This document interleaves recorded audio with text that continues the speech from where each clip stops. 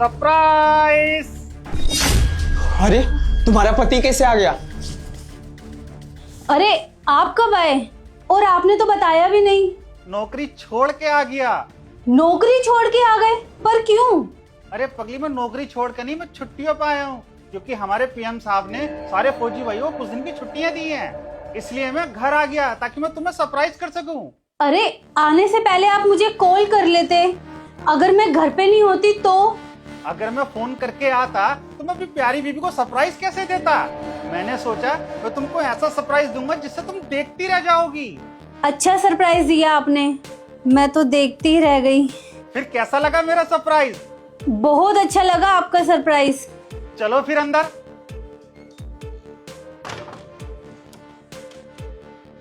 अंदर? लेकिन हम अंदर नहीं जा सकते। क्यों? हम अंदर क्यों नहीं जा सकते? अरे आप इतनी दूर से आए हैं, आप थक गए होंगे। पहले मैं आपको पानी पिलाती हूँ और उसके बाद आपको खाना भी लगा देती हूँ, फिर चलते हैं। नहीं बेबी, पहले हम अंदर चलते हैं ताकि एक साथ अच्छा सा टाइम स्पेंड कर सकें। सिया, ये कौन है? अच्छा सिया, अब मैं चलती हूँ, कल फिर आऊंगी। हाँ जाओ। रुको, बताओ ये कौन है? हाँ, ये तो मेरी इंग्लिश टीचर है।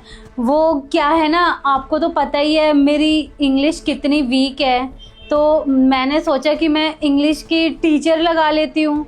तो बस ये मुझे ट्यूशन पढ़ाने ही आती है। तुम्हारी ट्यूशन टीचर है? तो ये ट्यूशन टीचर तुम्हारे बेडरूम में क्या कर रही थी? अंदर? हाजी वो क्या है ना, मैं पढ़ाते पढ़ाते थक गई थी, इसलिए अंदर थोड़ा सा सो गई। हाँ सो गई थी बेचारी। ठीक है, तुम कल आइएगा। ठीक है। रुक जाओ, पहले देखो तो सही इसकी आवाज कैसी है। वो क्या है ना, ठंड बहुत है, इसलिए मुझे थोड़ी सी खांसी और सर्दी हो गई है, इसलिए मेरा आवाज बदल गई है। क्या करूँ इसमें? क्या गला खराब है? मुझे तो लगता है गला खराब होने के साथ साथ इसकी चाल भी खराब है। अच्छा पहले मुझे ये बताओ, इसने स्पोर्ट्स शूज क्यों पहने हैं, वो भी घर के अंदर? आज यहाँ पे कैसी बात कर रहे हैं, ये तो फैशन है आजकल का। इसकी चाल देखो, लड़कियों जैसी तो लग नहीं रही है, और वैसे भी ऐसी आवाज वाली लड़की होती कहाँ है? अरे आप ये कैसी बातें कर रहे हैं? आपको तो पता ही है आजकल लड़के लड़की सब एक जैसे ही कपड़े पहनते हैं, तो आप क्या आज के टाइम में इतना भेदभाव सोच रहे हैं? और इसी फैशन के चलते इन्होंने डाल लिए शूज, क्या फर्क पड़ता है? रुको, हाय हाय, मुझे तो आपकी नजर पे ही शक हो रहा है। गंदी नजर से देखे जा रहे हो तब से मेरी मैडम को, ऊपर से नीचे। कभी ये देख रहे हो कि इन्होंने शूज कैसे पहने हैं, इन्होंने सूट कैसा पहना है। क्या दिक्कत है आपको? क्यों नहीं होती ऐसी लड़कियां? क्या कमी है मेरी मैडम में? मुझे देखो, मैं भी तो इन्हीं के जैसी हूँ ना। क्या बोले जा रहे हो आप? अरे वो मैं फौजी हूँ ना, तो इसलिए हर किसी पर शक करने की आदत है मेरी। ऐसा है, मेरी बात सुनो ध्यान से। आपकी ये जो फौजगिरी है ना, इसको बॉर्डर पे रख के आया करो, यहाँ मत दिखाया करो। परेशान करके रख दिया आपने मेरी मैडम को। मैडम जी आप एक काम करो, अभी के लिए जाओ। ठीक है सिया, मैं चलती हूँ, कल आऊंगी ना, नानी और नानी एडवर्टाइजमेंट सब पढ़ा दूंगी। बाय। देखो मैडम, कल से आप मुझे भी ट्यूशन पढ़ा देना, क्योंकि मेरी भी इंग्लिश बहुत वीक है। अरे हाँ हाँ, हमारी गुड़िया को भी पढ़ा देना कल से ट्यूशन। मैडम क्या सोच रही हो, कल से इसको भी पढ़ा देना। जब तुम सिया को पढ़ा सकती हो तो छोटी बच्ची को भी पढ़ा दो। अरे नहीं, बात ऐसी है ना, मैं बहुत जगह ट्यूशन पढ़ाती हूँ, मैं फ्री नहीं हूँ। आप एक काम कीजिए, अपने बच्चे को कहीं और पढ़ा लीजिए। वो तो सिया ने मुझसे बहुत रिक्वेस्ट की थी, इसलिए इसे पढ़ाने आ गए, नहीं तो मैं हर किसी को नहीं पढ़ाती। ठीक है सिया, मुझे किसी और के पास भी पढ़ाने जाना है, चलती हूँ, बाय। रुको पापा, ये मुझे इंग्लिश तो तब पढ़ाएंगी जब ये खुद इंग्लिश की टीचर होगी। ये कैसी बात कर रही है बच्ची, तुम नहीं जानती, ये सोसाइटी में ना मेरा बहुत नाम है, बहुत। मैं बहुत अच्छी टीचर हूँ, तुम नहीं जानती। तुम पहले पढ़ाई पर ध्यान दो, जाओ। और तो और, जिस स्कूल में तुम पढ़ती हो ना, उस स्कूल का खुद टीचर भी मुझसे कोचिंग लेने आते हैं। और बच्ची, मेरी पढ़ाई को इतना मामूली मत समझियो। जिस टीचर को भी पढ़ा देती हूँ या जिस बच्चे को भी पढ़ा देती हूँ ना, वो कभी हिंदी में बात नहीं करता है, इंग्लिश बोलता है, इंग्लिश। अरे इसको भी पढ़ा दो ना, इसको भी इंग्लिश सीखने की बहुत जरूरत है। अरे इन्हें नहीं पढ़ाना है तो आप क्यों जबरदस्ती कर रहे हो? और वैसे भी वो कह रही है ना कि वो बहुत सारी जगह जाती है ट्यूशन पढ़ाने के लिए। पापा मुझे तो ये टीचर ही नहीं लगती है, आप एक बार इनके मुंह से घूंघट हटवाओ। ए लड़की, घूंघट हटा अपने चेहरे से। अरे आप ये क्या बोले जा रहे हैं? मैडम भला अपना घूंघट क्यों हटाएगी? मैडम कोई छोटे मोटे घर से नहीं है, बहुत बड़े घर से है।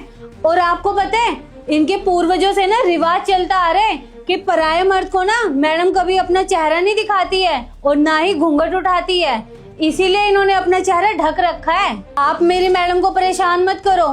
मैडम आप जाइए। ठीक है। पापा ये घूंघट तो तब हटाएगी ना जब ये लड़की होगी।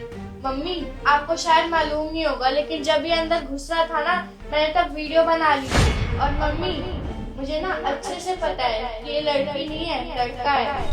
क्या ये लड़का है? हाँ। हाँ, मुझे पहले से ही शक हो रहा था।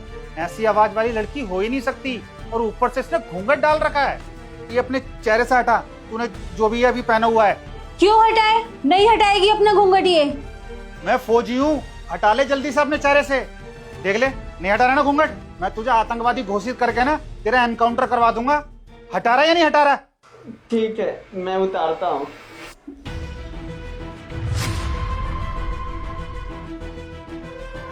पापा मुझे इन पे पहले से ही शक था। देख लो ये मम्मी का बॉयफ्रेंड है। सिया, ये लड़का कौन है? मैं तुम्हारे मुंह से सुनना चाहता हूँ। ये मेरा बॉयफ्रेंड है। और कुछ बताऊं? मिल गई तुम्हारी दिल को तसल्ली? देख अब मैं तेरे साथ क्या करता हूँ। मेरे होते हो तूने बॉयफ्रेंड रखा हुआ है? मैंने क्या कमी छोड़ी थी सिया जो मेरे होते हो तुमने बॉयफ्रेंड रखा हुआ है? जब से तुम मुझे बिहा के लाए हो इस चार दीवारी में कैद करके रख दिया है। और तुम्हारा क्या? कभी कुल्लू, कभी मनाली, कभी शिमला, कभी जम्मू। तुम तो बस मौज ही करते हो, खुले घूमते हो। मेरा क्या? कभी मेरे बारे में सोचा है तुमने? कभी टाइम देने की कोशिश करी है मुझको? जब देखो तुम्हारे सर पे सिर्फ देशभक्ति सवार रहती है, इसके अलावा तुम्हें कभी कुछ नजर आता है? मैं कभी नजर आती हूँ तुम्हें? वो तो तुम मुझे शादी से पहले भी पसंद नहीं थे, लेकिन ये जो मेरे मम्मी पापा है ना उनको तुम बहुत पसंद थे। उन्होंने ही मेरी जबरदस्ती तुमसे शादी कराई। इसमें मैं क्या करूं? मुझे तो तब भी यही पसंद था और आज भी मुझे यही पसंद है। तुम्हें क्या लगता है शादी करना बहुत बड़ी बात है? तुमने तो बस शादी करी और मुझे यहाँ लाके पटक दिया। तुम्हारी तो पोस्टिंग हो गई वहाँ मनाली में, तुम तो वहाँ जाके ऐश करते हो। और यहाँ पर मेरा क्या? मैं यहाँ पर अकेली रह जाती हूँ। कभी सोचा है मेरे बारे में? तुम्हारी मेरी शादी के बाद मेरी तो इनसे बातचीत ही बंद हो गई थी। मुझे ही पता है मैं कितनी अकेली पड़ गई थी। तुम्हारी तो पोस्टिंग हो गई थी। वो तो भला हो भगवान का जो एक दिन ये हमारे घर पे दूध बेचने आए और फिर हमारी धीरे धीरे फिर से बातचीत शुरू हो गई। और हमारी पहले से ही बॉन्डिंग बहुत अच्छी थी। वो तो इन्होंने मुझे फिर से प्रपोज किया और मैंने इनको हाँ कह दिया। और तुम्हारे ना होने से ना हमारा रिलेशनशिप बहुत अच्छा चल रहा है। मैं इनके साथ बहुत खुश हूँ और तुम्हारी तो मुझे बिल्कुल भी जरूरत नहीं है। जहाँ मेरी पोस्टिंग हुई है ना वहाँ -50 डिग्री टेम्परेचर रहता है, तुम उसको झेल भी नहीं पाओगी। वहाँ रह के जैसे तैसे मैं अपना गुजारा करता हूँ। अगर मैं टॉयलेट करने भी जाता हूँ ना तो वो निकलने से पहले जम जाता है। और वहाँ ना खाने के लिए भी बर्फ मिलती है और पीने के लिए भी बर्फ। हाँ हाँ तो क्यों आए हो यहाँ पर? जाओ वापिस, मुझे तुम्हारी कोई जरूरत नहीं है अब। मैंने तुम्हें कहा ना मैं इनके साथ बहुत खुश हूँ। हाँ हाँ चला जाऊंगा मैं, मुझे भी कोई जबरदस्ती का रिश्ता नहीं चाहिए, लेकिन जाने से पहले तुम्हें तलाक दे के जाऊंगा। ये कौन है? दूध वाला? कितने कमा लेता है? दिन में 100-200 रुपए। 2-4 दिन जब इसके साथ सड़क पर घूमोगी ना तो तुम्हारी अक्ल ठिकाने आ जाएगी। और ये तुम्हारे आशिकी के ना परिंदे ऐसे ही उड़ जाएंगे। अरे बेटा निकलेंगे हम क्यों? निकलेंगे तो ये दोनों, क्योंकि ये घर तो हमारा है। और जो तुमने वीडियो बनाई है ना वो हम इन दोनों के खिलाफ यूज करेंगे कोर्ट में। फिर ये हम पे कोई केस भी नहीं कर पाएगी। हमें अब तुम्हारे साथ नहीं रहना है। देख क्या रही हो? बोरिया बिस्तर बांधो, निकलो यहाँ से। और तू क्या देख रहा है? चल निकल यहाँ से।